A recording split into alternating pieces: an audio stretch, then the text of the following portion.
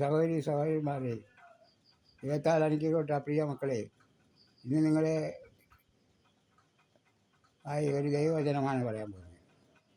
ഇന്ന് പലർക്കും പാപം ചെയ്യുന്നതിനെക്കുറിച്ച് അറിയാൻ വയ്യ. ഏറ്റവും വലിയ പാപം എന്തുവാണെന്ന് ആർക്കും അറിയാൻ വയ്യ. അതിനെക്കുറിച്ചാണ് പറയുന്നത്. ഇന്ന് ഏറ്റവും വലിയ പാപം എന്ന് വെച്ചാൽ അഹങ്കാരം. അഹങ്കാരമാണ് ദൈവം ക്ഷമിക്കാത്ത പാപം. അഹങ്കാരികളെ ദൈവം ചിതറിച്ചു കളയും. പെട്ടെന്ന് അവർക്ക് കുഴപ്പങ്ങളുണ്ടാവും. ദൈവത്തിങ്കിൽ നിന്ന് അകന്നകന്നു പോകും. അഹങ്കാരം എന്ന് പറഞ്ഞാൽ എന്നെ വെച്ചിട്ട് ഇനി ആരുമില്ല, ഞാനാണ് വലുത്, എൻ്റെ ചുണ കൊണ്ടാണ് എല്ലാം നടക്കുന്നത് എന്ന് പറഞ്ഞ് തന്നെത്താൻ ഉയർത്തുന്നവനാണ് അഹങ്കാരം എന്ന് പറയുന്നത്. ഈ അഹങ്കാരം ദൈവം പൊറുക്കാത്ത ഒരു പാപമാണ്.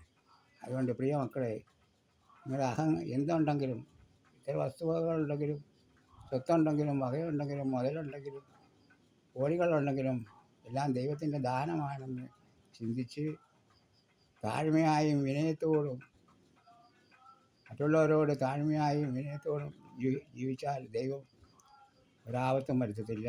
എല്ലാവർക്കും സന്തോഷമായി ജീവിക്കാം.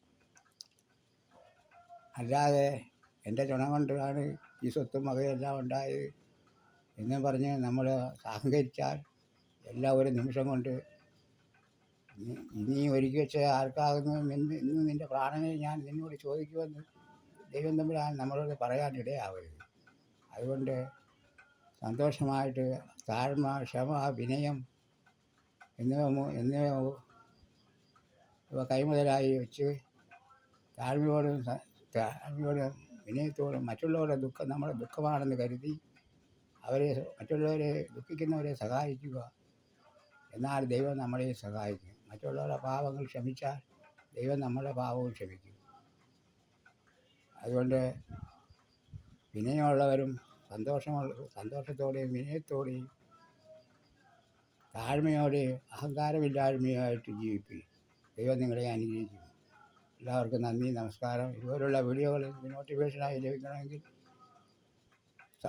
സബ്സ്ക്രൈബ് ചെയ്യാനും തൊട്ടടുത്തുള്ള ബെല്ലൈക്കൺ ക്ലിക്ക് ചെയ്യാനും മറന്നു പോകരുത്. എല്ലാവർക്കും നന്ദി, നമസ്കാരം. വീണ്ടും കാണാം.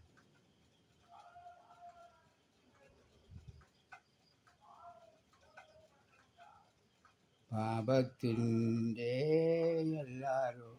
എല്ലാ ശമ്പളം മരണമത്രേ, രക്ഷിതാവിനെ കാൺക പാപി, നിന്റെ പേർക്കല്ലയോ